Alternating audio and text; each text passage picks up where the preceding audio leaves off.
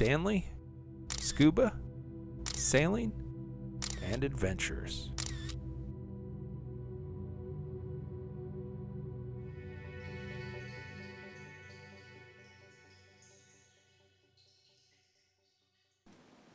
I appreciate you being here with me to log an entry in the travel journal. If this is your first time, please hit that subscribe button. Today we'll be scuba diving the Exumas Dog Rocks. This is dive number 16 in this 19-part series, Scuba Diving the Bahamas. All of the videos in this series were recorded during a week-long liveaboard dive trip, departing from Nassau, cruising and diving in the Exumas, Eleuthera, back through the Exumas, and finally returning to Nassau. This is day 4, our last full day of diving. Here you can see a bit of our dive group as we're headed off to explore the wall portion of the Dog Rocks dive site. The dive started at 16:36 and lasted just about 51 minutes. I recorded an average depth of 39 feet and a maximum depth of 59 feet. My dive computer reported an average water temperature of 80 degrees Fahrenheit. It's day 4, as I mentioned, and by day 4 on one of these trips, everyone is very well settled into the routine. Eat, sleep, dive, repeat.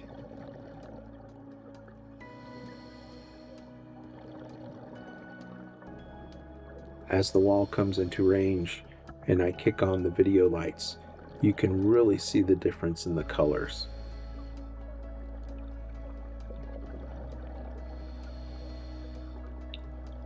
I can't emphasize enough the importance of video lights when you're shooting video while scuba diving, especially at depth. That being said, I tend to use video lights even when diving in shallow water. Perhaps at a lower setting, but I still feel that the video lights add a tremendous amount of value to the video quality.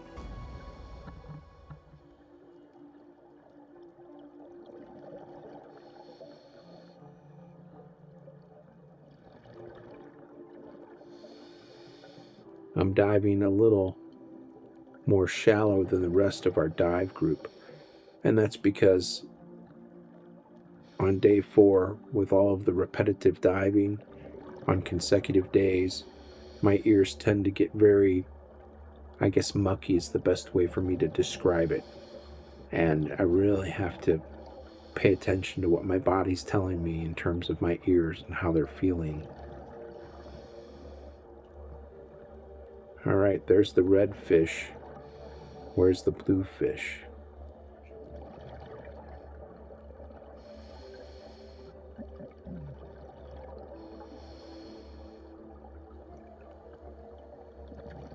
Beautiful dive site.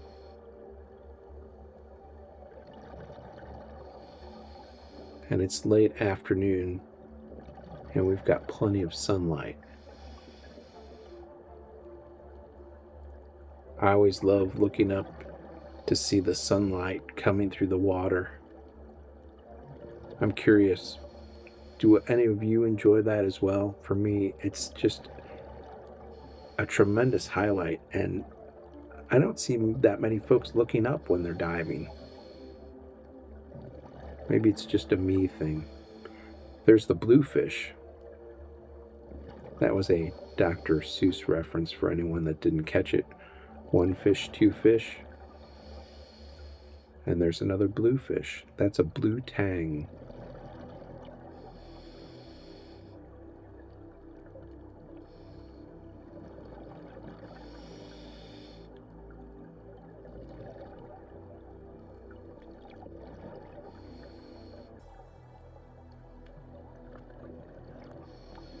You can really see the difference in the colors when I pull the camera away and pan out to more of a landscape type of shot, and the light doesn't reach it as well. And you can see here as it starts to come closer here at the bottom, closer to the bottom of the frame, how the lights just bring the colors out.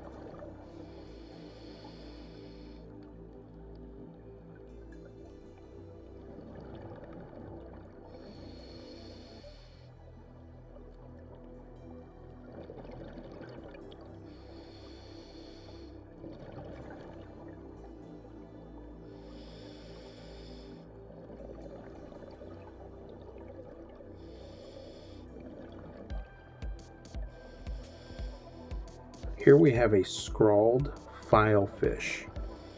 The scrawled filefish range in size from 1 to 2.5 feet, reaching a maximum of 3 feet, and are most often found in depths of water from 20 to 60 feet. We'll see if we can get a little closer to this scrawled filefish.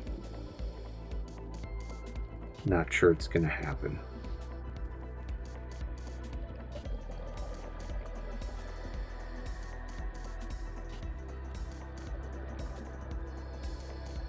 Here we have a couple of spot-fin butterflyfish.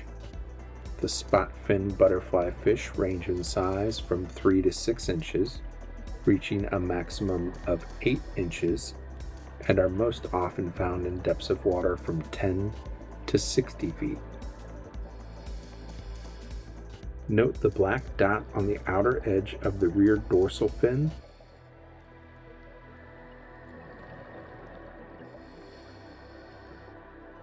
We'll hang out here just for a couple seconds and see if they pop right back out. Guess not.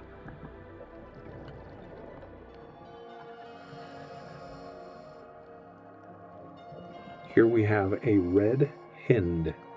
The red hind range in size from 10 to 15 inches, reaching a maximum of 2 feet, and are most often found in depths of water from 10 to 160 feet.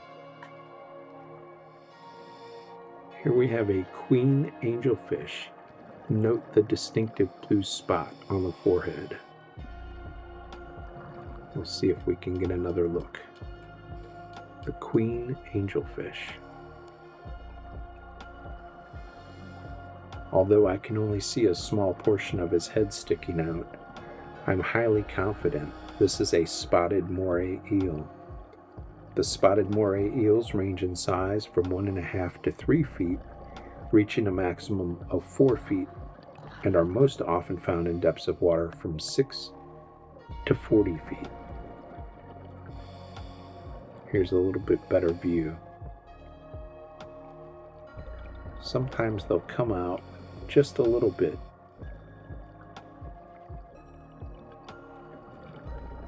I'm getting the sense this one has no interest in the camera.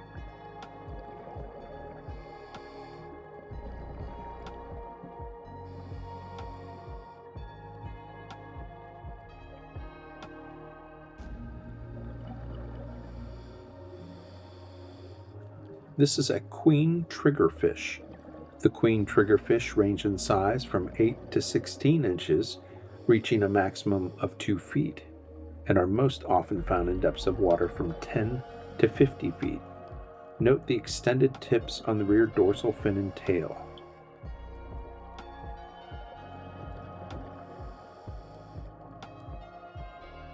That yellow tail flickering in front of us is a queen angelfish, and I'm going to see if I can maneuver in to get a better view. It just went into that crevice below me, and I believe is still moving forward. So either it will pop out in front of me, or we're not going to see it again. It's not that I'm impatient or in a hurry, but I do have to make some effort to keep up with the dive group and make sure I can at least see them.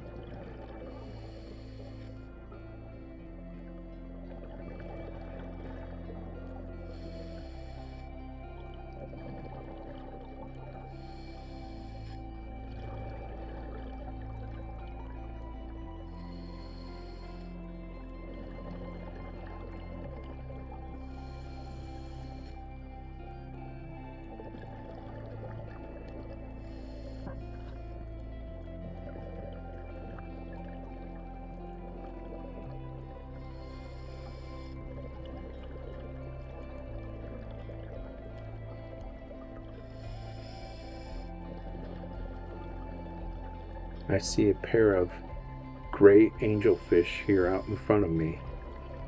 Do you see them?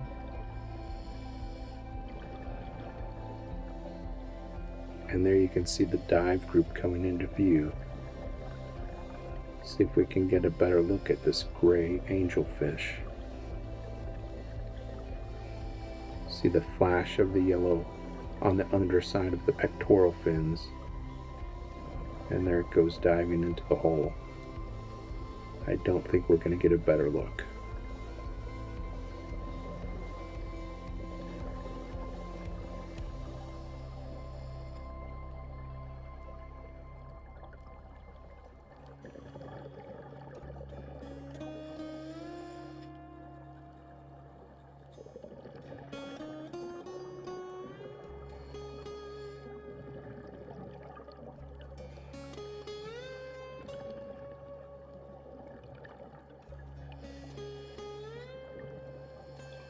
Here's another queen angelfish. Note that distinctive blue spot on the forehead.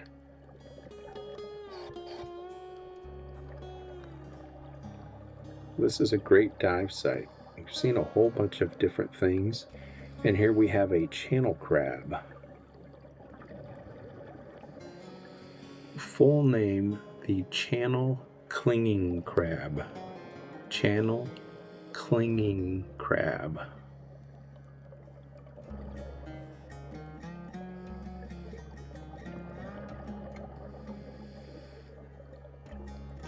He's got the perfect location in this little hole or tiny cave or cavern, rather, and I just can't get any closer.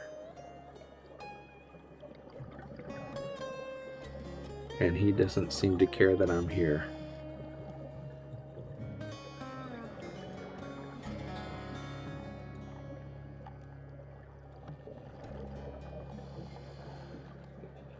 This is a group of Caribbean spiny lobsters.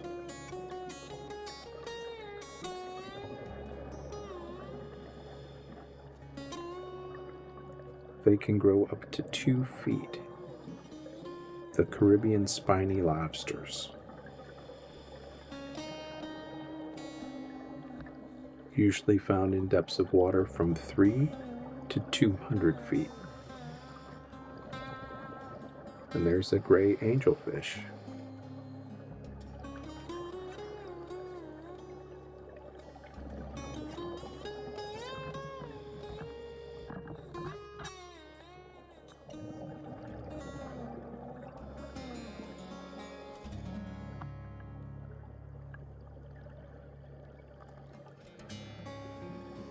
Here are a couple of Foureye Butterflyfish.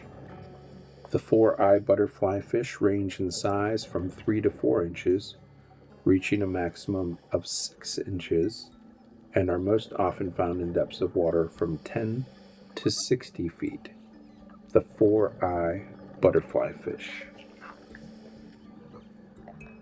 The distinctive features include the black spot, ringed in white, on the rear of the body near the upper base of the tail.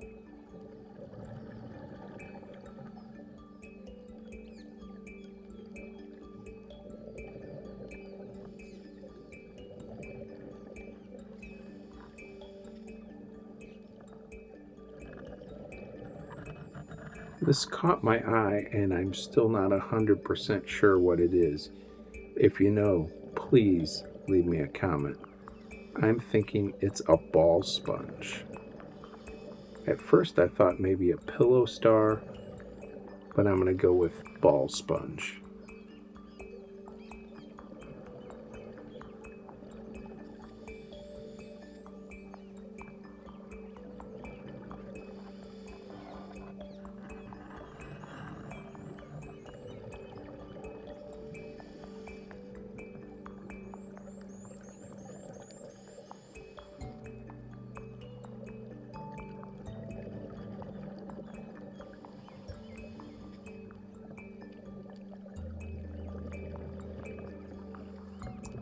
As you can see, this is a tremendous dive site. So many different things to see here, and a variety of of dives that you can have on the site, right? You can just dive the top of the reef, you can dive the wall, which is great, and there's a variety of marine life on both.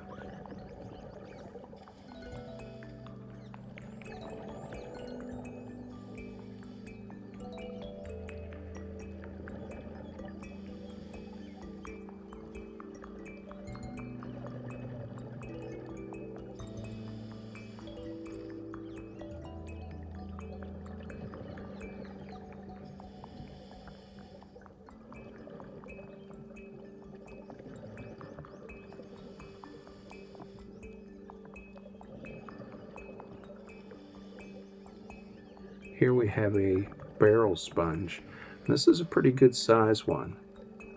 I've seen a lot bigger in the Turks and Caicos, but this is really a pretty good size barrel sponge. Always stop to look inside. You never know what you'll find in there.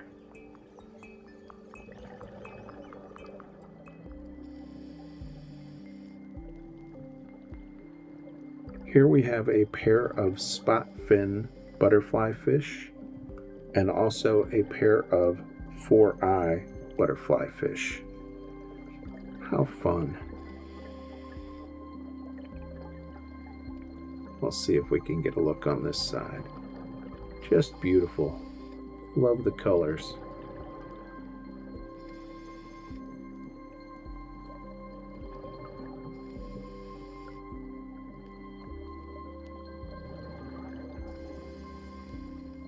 It's late December in the Bahamas and the days are short. So, as you can see, I've already gotten the dive torch out. This is a very small, compact dive torch, and I carried it with me even on day dives, but especially in these late afternoon dives that are actually going to turn into dusk dives.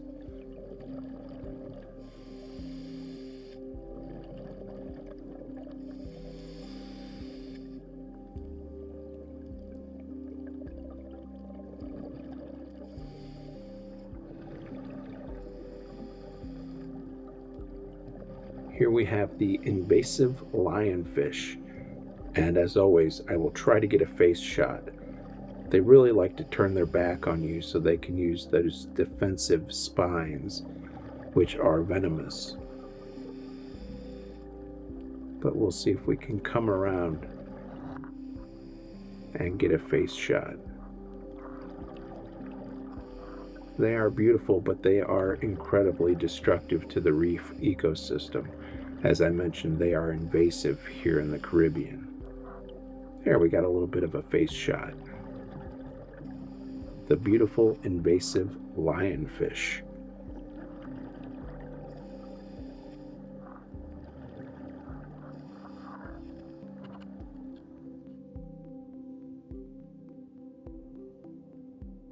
Thanks for watching.